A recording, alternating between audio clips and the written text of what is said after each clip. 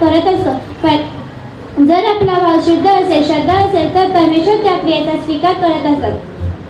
सर्वांना श्री शकला स्वामींच्या सन्निधानी भाईदेव नावाचा एक छोटासा मुलगा राहत होता. तो स्वामींजवळ जेवायचा, खायचा, प्यायचा, झोपायचा, सर्व काही करायचा. एके दिवशी गावातल्या पोरांसोबत खेळायला गेला. खेळणे झाल्यावर सर्व मुले बोराच्या झाडाखाली पडलेले बोरे वेचू लागले.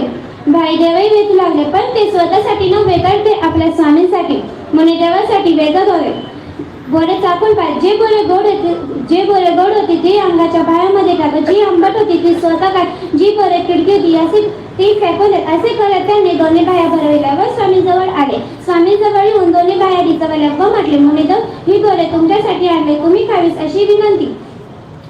तिकडून मधून बाहेर आल्या. बाईसांनी ही उष्टी बोरे पाहून अरे पोरा बाळा, ही उष्टी बोरे बाबांना का दिली?